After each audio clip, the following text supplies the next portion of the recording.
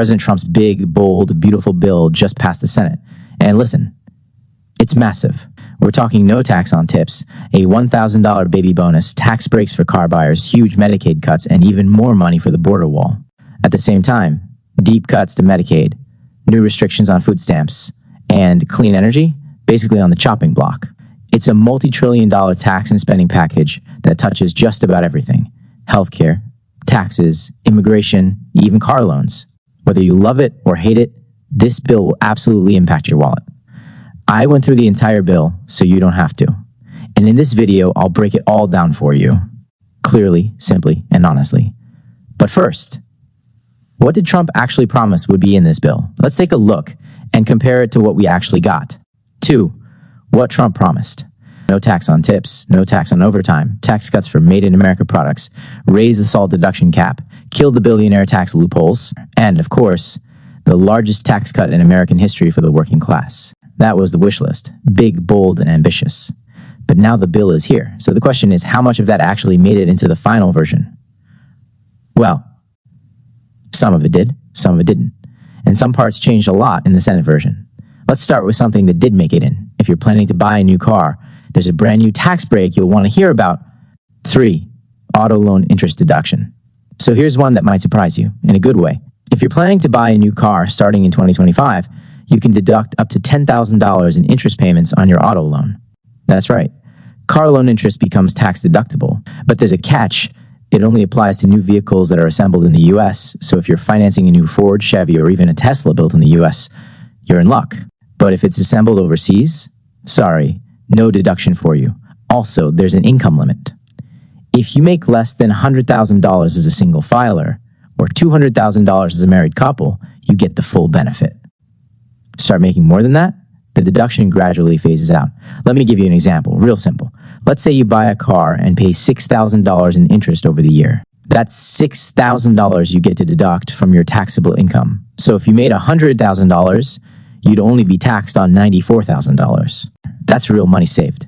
And hey, if you're going to buy a car anyway, why not get a break for it? And speaking of saving money on income you already worked hard for, let's talk about one of the most talked about promises from Trump's campaign. No tax on tips, no tax on overtime. Let's look at what made it into the final bill. 4. No tax on tips and overtime. It made it into the bill, and here's how it works. From 2025 to 2028, tipped income will be tax deductible, up to $25,000 per person.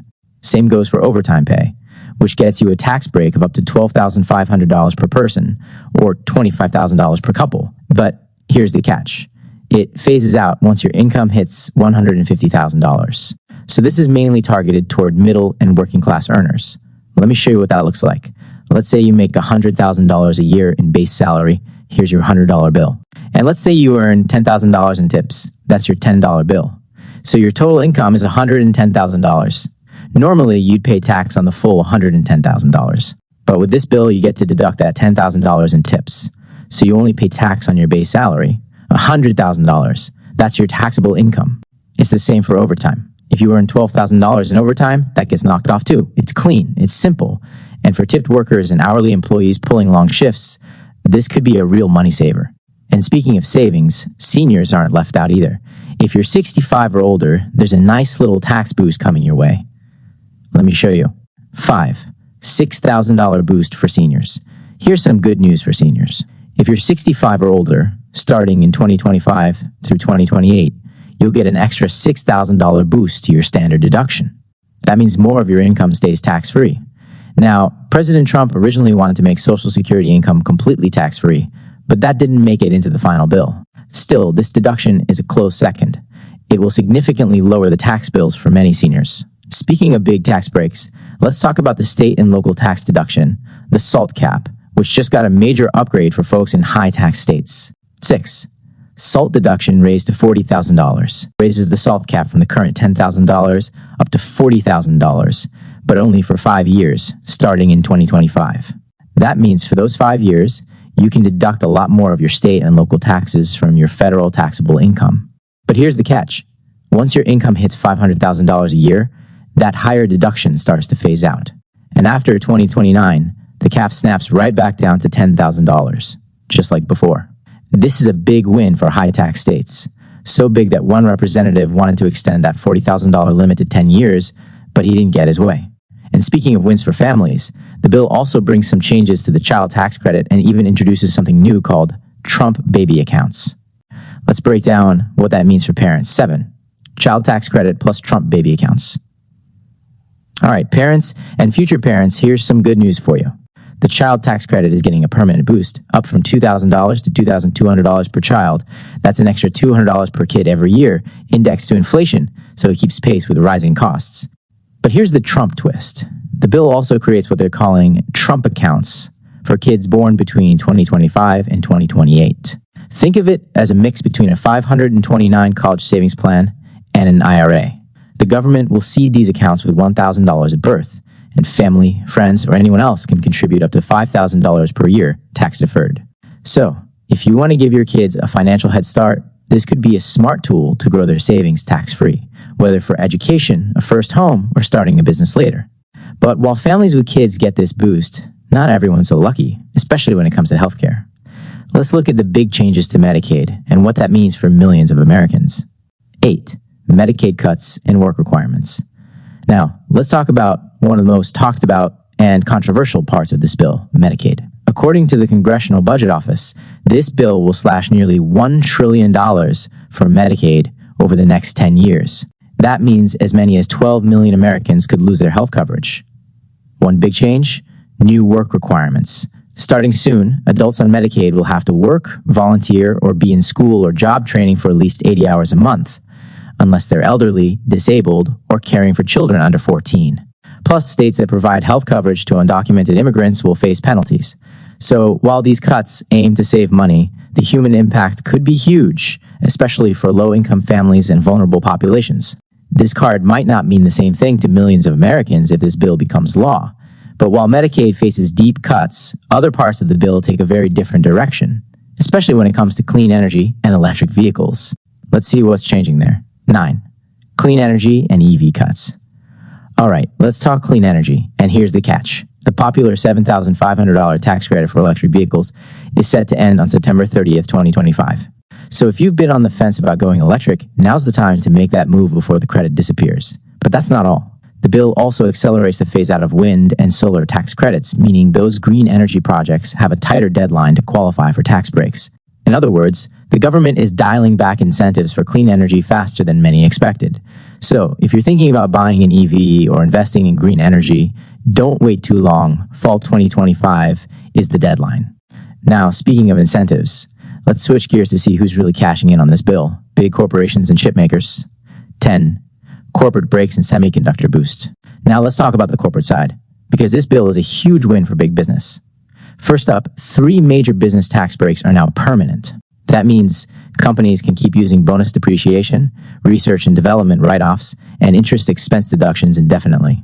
This is great news for banks, manufacturers, and factories. It frees up cash for investment and growth.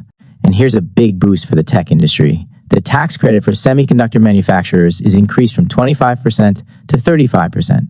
Chip makers getting a bigger slice of tax incentives means more new factories and potentially stronger supply chains right here in the US. So yeah, banks and factories are smiling big after this one. And chip makers? Jackpot. All right, now while big businesses are cashing in, not everyone's getting a break. Let's take a look at how this bill impacts food aid programs and consumer protections, areas where the cuts are deep and will affect millions. 11. Food aid cuts plus CFPB slashed. Now let's talk about food aid and consumer protections, 2 areas where this bill takes some serious hits. First up, the Supplemental Nutrition Assistance Program, or SNAP, commonly known as food stamps. The new bill raises the work requirement age from 60 to 65. That means more low-income seniors will have to prove they're working, volunteering, or in training to keep their benefits. On top of that, states will now be responsible for covering a portion of the cost of food stamp benefits for their residents. That's a new financial burden for state governments. And then there's the Consumer Financial Protection Bureau, the watchdog agency created after the 2008 financial crisis to protect consumers from deceptive lending and predatory practices. The bill slashes its funding by almost half, cutting its resources severely. Consumer protections are taking a real hit here, and critics warn this could weaken safeguards put in place after the last recession. But that's not all. The bill also pours billions into border security and introduces a new tax on money sent abroad. Let's take a closer look. 12. Border wall Remittance tax. Now, let's talk about the border, because this bill packs nearly $90 billion into border enforcement and wall construction. That's $45 billion for detention centers and enforcement operations, plus another $47 billion earmarked for building the southern border wall. And there's a new tax on remittances, money that migrants send back home. The bill proposes a 1% tax on these transfers, down from a 3.5% tax in the House version. While it might seem small, this tax affects millions who support families abroad. This is straight out of Trump's immigration playbook. Tough enforcement and border security are priorities. These measures are generally less controversial among his base, but draw sharp criticism from Democrats and immigrant advocates. But of course, when it comes to this bill, the reactions are all over the map. Let's take a look at what both Republicans and Democrats are saying. 13. Political breakdown, both sides speak. Now, let's hear what both sides of the aisle have to say about this bill. Republican perspective. This legislation is a historic win for working families. It locks in the biggest tax cut in history, making life easier for millions of Americans. It keeps taxes low, supports seniors, and encourages job growth. Democratic perspective. This bill is a giveaway to the wealthy and corporations, all while slashing healthcare for millions and cutting vital food assistance programs. It's a devastating blow to America's safety net.